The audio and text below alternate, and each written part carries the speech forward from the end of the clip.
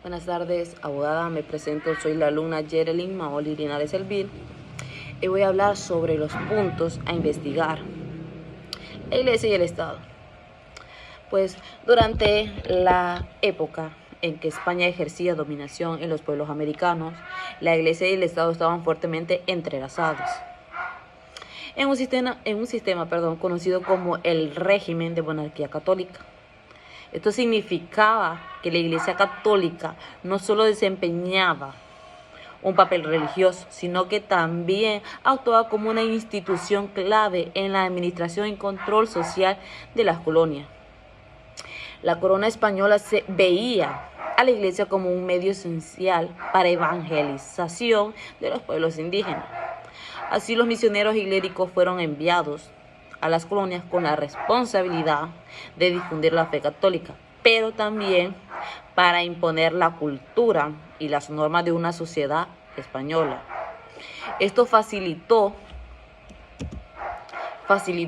la legitimación del dominio español, ya que la conversión al cristianismo era visto como un mandato divino, ya que los colonizados creían bastante en las deidades. Además, la Iglesia tenía un papel significativo en la gobernanza local. Los clérigos a menudo ocupaban posiciones de poder en las comunidades, influyendo en la toma de decisiones y en la administración de justicia. Las parroquias eran centros de cohesión social y control, donde se centraban tanto en asuntos espirituales como seculares. Asimismo, el Estado proporcionaba a la Iglesia apoyo financiero y protección, lo que le permitía establecerse y expandirse en el Nuevo Mundo. A cambio, la Iglesia legitimaba el poder de la corona, apoyando su autoridad y estableciendo un vínculo que asegurara la cohesión entre los colonizadores y los colonizados. Para resumir, la unión entre la Iglesia y el Estado en el periodo colonial español fue una relación simbiótica que ayudó a consolidar el dominio español en América, donde la religión sirvió tanto a la causa espiritual como a la política del imperio. ¿Cómo así? Una breve explicación.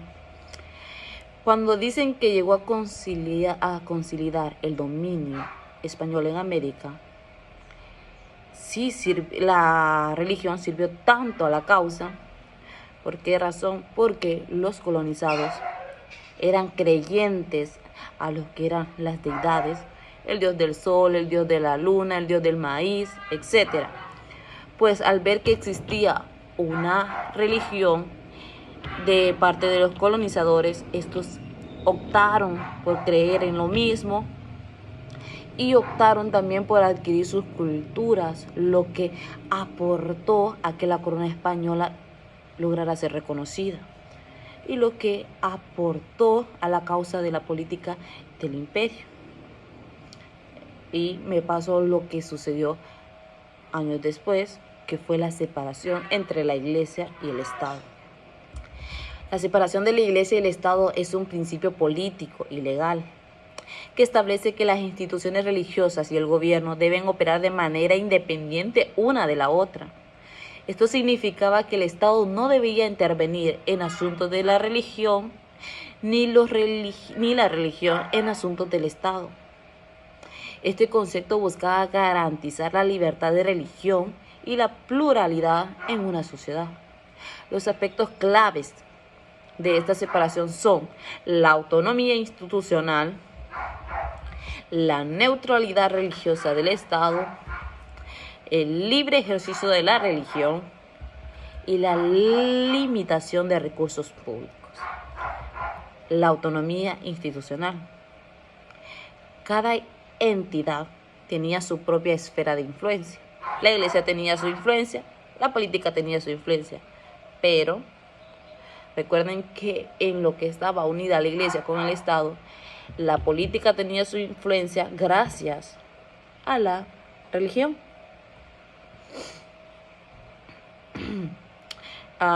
Esfera de influencia. La Iglesia se encargaba de asuntos espirituales, doctrinas y prácticas religiosas, mientras que el Estado se ocupaba de la administración pública, la ley y la política. La neutralidad religiosa del Estado. El gobierno debe permanecer neutral en cuestiones religiosas, sin favorecer ni discriminar ninguna creencia o práctica. Esto asegura que todos los ciudadanos, independientemente de su fe, tengan los mismos derechos y acceso a servicios públicos, independientemente de que sean cristianos, mormones, testigos, católicos, samaritanos, etc. Ellos tienen el mismo derecho a los servicios públicos, independientemente de su religión o práctica. Pues el libre ejercicio de la religión. Los individuos tienen el derecho de practicar su fe sin interferencia del Estado. Esto incluye la libertad de adorar a cualquier deidad, Buda, Dios, María, San Tadeo, San Pablo, etc. O no adorar, como tal lo conocemos en la actualidad, ateos. O cambiar de religión según su elección. Hay algunos que, ¿por qué dice o cambiar de religión según su elección? Porque hay algunos que se le impone la fe católica, pero vienen y les hablan de una religión, ya sea el cristianismo, y dicen, yo creo más en esto que en lo católico. Esa es la explicación. La limitación de recursos públicos. Los fondos y recursos del Estado no deben ser utilizados para apoyar actividades religiosas. ¿Cómo así? El Estado no está obligado, por así decir, a financiar ninguna iglesia, a reparaciones de alguna parroquia. No está en la obligación de garantizarle esos recursos, esas financiaciones. No deben ser utilizados para apoyar actividades religiosas, garantizando así que el erario público no financie ninguna organización religiosa. Pues la separación de la Iglesia y el Estado se considera fundamental para el funcionamiento de una democracia moderna.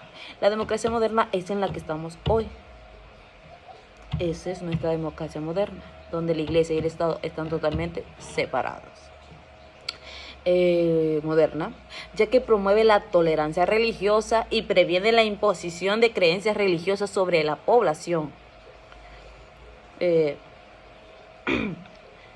Imposición de creencias sobre la religiosa sobre la población.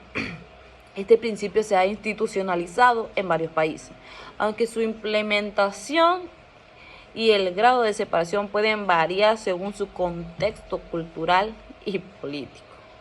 En dado caso, Roma, para ejercer cualquier tipo de hazaña política, siempre consta de la opinión del Papa. ¿Por qué razón? Porque el Papa en la actualidad moderna tiene una influencia increíble, jóvenes. Increíble. Bueno, este principio se ha caracterizado por el grado de separación. Pueden variar según el contexto de la cultura y la política. Bueno, continuando. En Honduras, la separación de la Iglesia y el Estado, así como la libertad de la religión, están garantizadas en nuestra Constitución de la República de Honduras. Los artículos relevantes son artículo 77, que nos dice: este artículo establece que la libertad de conciencia es inviolable y todas las personas tienen derecho a la libertad de religión.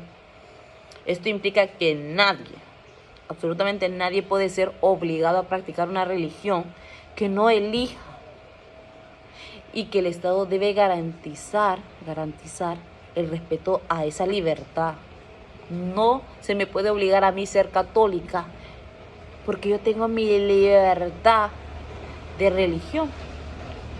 El artículo 78 nos dice, este artículo hace mención que todas las personas tienen el derecho de practicar su religión libremente, siempre que se respeten las prácticas de los demás. También cabe aclarar que las creencias religiosas no deben interferir con la administración de justicia. Cuando dicen que respeten las prácticas de los demás, yo como cristiana no voy a interferir en las prácticas de un católico y decirle: usted está mal, usted está predicando mal, porque eso no dice la Biblia, ustedes le quitan a la Biblia, etc. Nosotros como religiosos y conocedores de la Biblia sabemos que hay cosas que la Biblia permitía y que hoy en la actualidad ya no se permite, o que en la actualidad se permitía, en el pasado se permitía según la Biblia, y en la actualidad ya no se permite. Eso es lo que nos basa el artículo 78, que las creencias religiosas no deben interferir en la administración de justicia. El artículo 79, este artículo enfatiza que el Estado es laico, lo que significa que no favorece ni discrimina ninguna religión. Más bien se establece que la educación pública debe mantenerse libre de adoctrinamiento religioso. Las escuelas públicas están totalmente, por así decirlo, prohibido que se practique una religión, porque no podemos imponer una religión por el simple hecho de que lo prohíbe ahora nuestra Constitución, porque somos libres de escoger nuestra propia religión.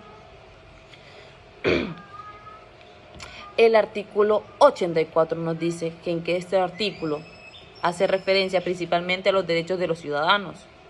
También aborda la finalidad de la educación, que es promover valores universales y la formación integral de los individuos sin imposiciones religiosas, lo que recalcaba el artículo 79.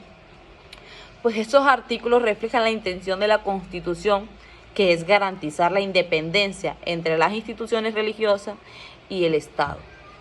Al mismo tiempo, busca proteger el derecho de todos los ciudadanos a elegir y practicar su fe sin interferencias. La libertad religiosa es un derecho fundamental, reconocido en varios documentos internacionales. Aquí se presentan los artículos relevantes: la Declaración Universal de los Derechos Humanos, el Pacto Internacional de los Derechos Civiles y Políticos, que garantizan este derecho.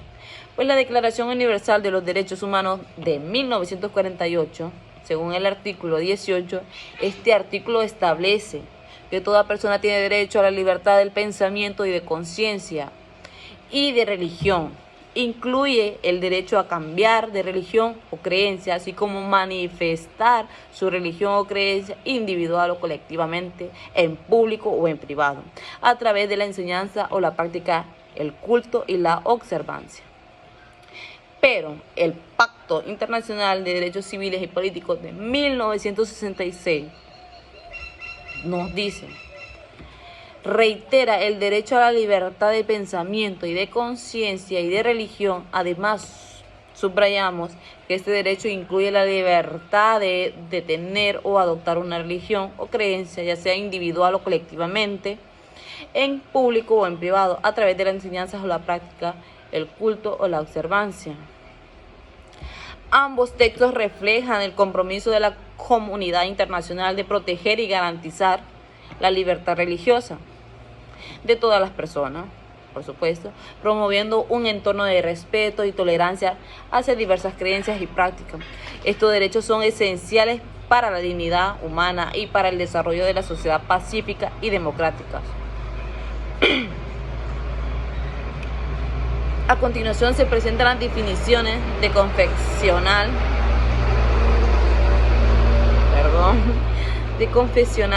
y Estado laico. Estado confesional. Un Estado confesional es aquel en que una religión específica es reconocida como la religión oficial del país. ¿Cómo así? Cuando estamos en un estado confesional no tenemos la opción de elegir una religión. Se nos impone la religión que se optó desde hace tiempo en ese país. es aquel en el que una religión específica es reconocida como la religión oficial de un país. En este tipo de Estado, las instituciones religiosas y el gobierno están estrechamente vinculados, lo que sucedió con la Iglesia Católica y la Corona Española, lo que puede incluir el establecimiento de leyes que reflejan los preceptos de esa religión. En un Estado confesional, la religión puede influir en la política, en la educación y otros aspectos de la vida pública. A menudo los líderes tienen un papel destacado en la toma de decisiones gubernamentales y puede haber restricciones sobre la práctica de otras creencias. En cambio, el Estado laico es un contraste. Es aquel en el que se establece una clara separación entre la Iglesia y el Estado. En un Estado laico, el gobierno no favorece ni discrimina ninguna religión y todas las creencias religiosas son tratadas con igual respeto. La política, la administración pública se llevan a cabo sin influencias religiosas, lo que garantiza la libertad de conciencia y el derecho a practicar cualquier religión o ninguna. En este sistema de educación pública se mantiene neutral. En cuestiones religiosas, pues el Estado laico tiene como objetivo proteger la diversidad cultural y la religiosa, promoviendo un entorno de pluralismo y tolerancia. Para resumir, la diferencia fundamental radica en la interacción entre la religión y el gobierno.